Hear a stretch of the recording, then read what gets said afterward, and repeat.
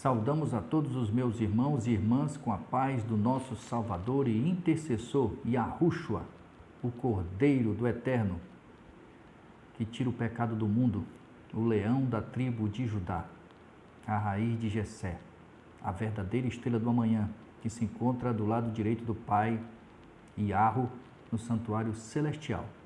Antes de iniciarmos, vamos fazer uma breve oração.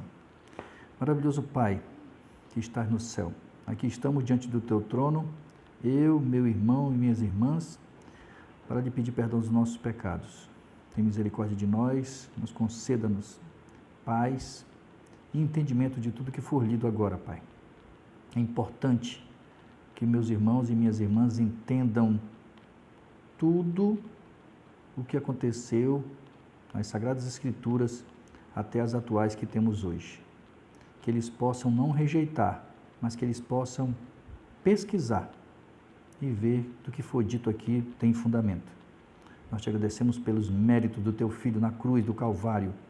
Yahushua é o nome dele. É em nome dele que te pedimos hoje e sempre. Amém. Meus irmãos e minhas irmãs, hoje nós vamos falar, o título do estudo é As Três Grandes Quedas da Humanidade no Campo Espiritual. A personalidade de um homem é conhecida através de seu nome. Porém, se substituí-lo por outro, como saberá a sua verdadeira origem? Minha irmã e meu irmão, se você analisar a história da humanidade no campo espiritual, irá perceber que ainda no início da sua criação, ela já estava na mira do destruidor, que é Satanás. O inimigo de nossas almas não somente tenta as pessoas, mas as usa como instrumento para alcançar seus objetivos satânicos. Por isso mesmo, o homem foi e sempre será o alvo principal de Satanás, que veio para matar, roubar e destruir. Sendo assim, quando ele usa de suas astúcias para seduzir e enganar a humanidade, ele simplesmente está cumprindo o papel para o qual foi criado. Para dar início a uma devastação esmagadora, ele usou o homem para profanar o caminho da salvação, adulterando as Sagradas Escrituras através dos processos de traduções, ocultando assim o maior tesouro já oferecido à humanidade em todos os tempos. Porque ele bem sabia que se fosse tirado das Sagradas Escrituras o nome do Eterno, que é Yahu, e de seu Filho, o nosso Salvador, Yahushua, e que fossem substituídos por outros quaisquer, elas perderiam a sua essência principal. E as gerações futuras, não tendo conhecimento destas mudanças, permaneceriam enganadas até a morte. Essa foi a forma mais cruel e covarde que Satanás usou para cometer uma destruição espiritual em massa. Literalmente, a terceira tradução foi um golpe fatal que arrasou a verdade, tombando-a por terra. Os tradutores da Bíblia do latim para o português, os senhores João Ferreira de Almeida, Matos Soares e outros foram os responsáveis direto pela terceira e grande queda da humanidade. Este foi o último golpe que já matou milhares de milhões de almas inocentes e que continuam ainda varrendo o mundo com o engano do seu ídolo grego-romano, Jesus Cristo, que eles apresentaram ao mundo como sendo o nome do Salvador da humanidade. Infelizmente, meu irmão e minha irmã, esse não é o nome verdadeiro do nosso Salvador. Vejam como aconteceram as mudanças.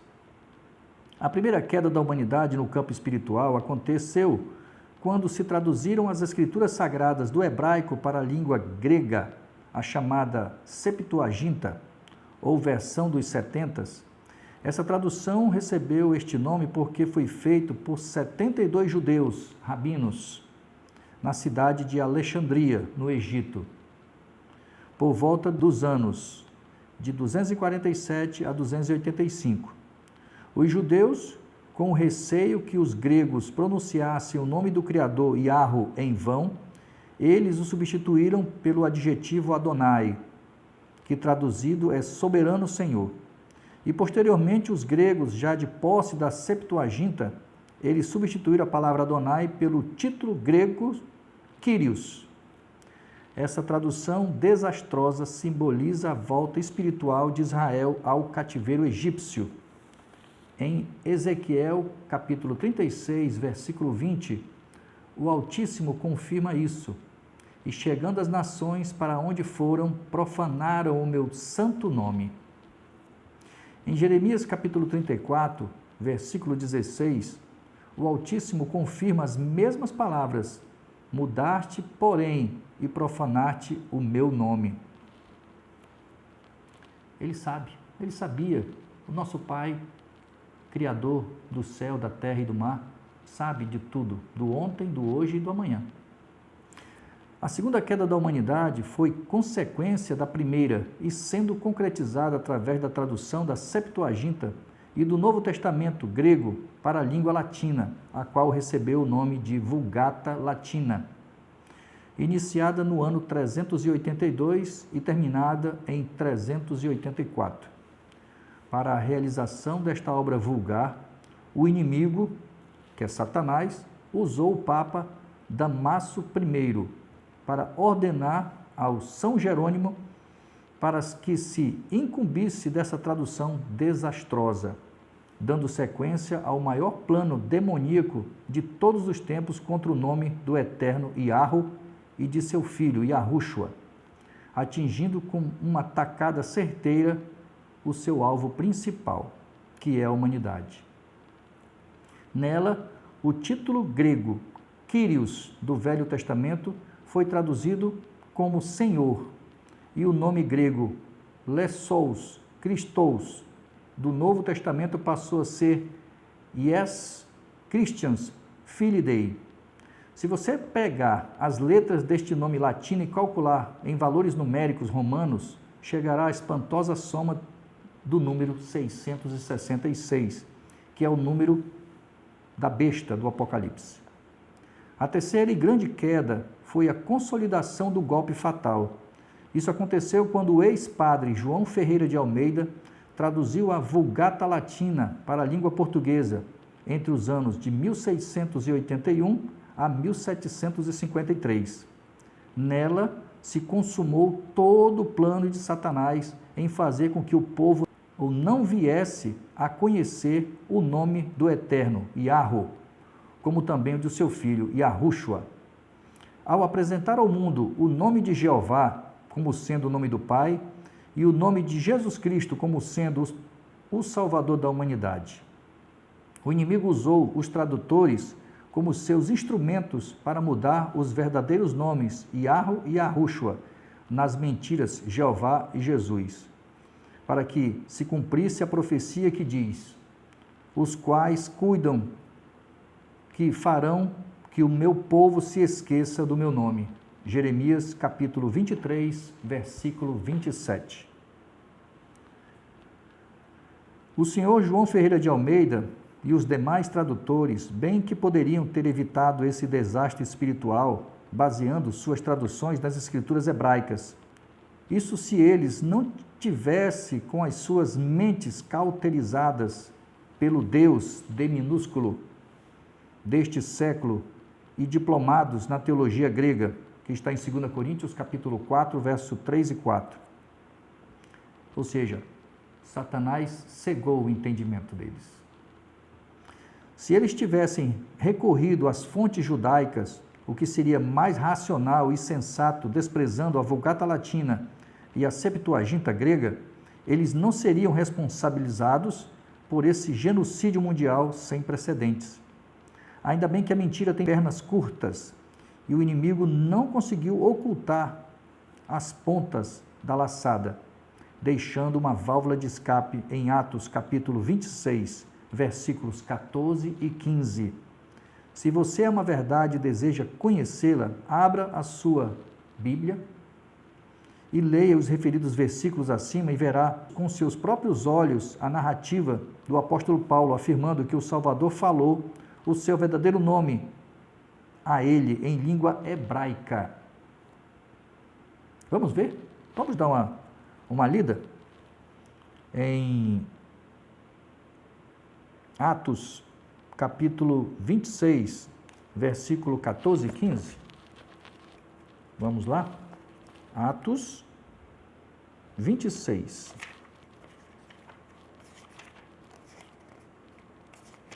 Vinte e seis, 14 e 15.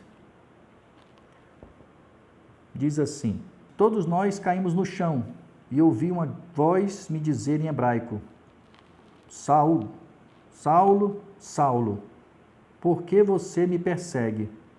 Não adianta você resistir contra os aguilhões. E eu disse: quem é você? E o Ravi respondeu: eu sou Yahushua, aquele que você persegue. Mas levanta-se e fiquem de pé. Eu apareci a você para constituí-lo ministro, para que dê testemunho daquilo que você já viu a meu respeito e do que lhe mostrarei depois. Tá? Isso aqui eu estou lendo na minha Imaculadas Escrituras.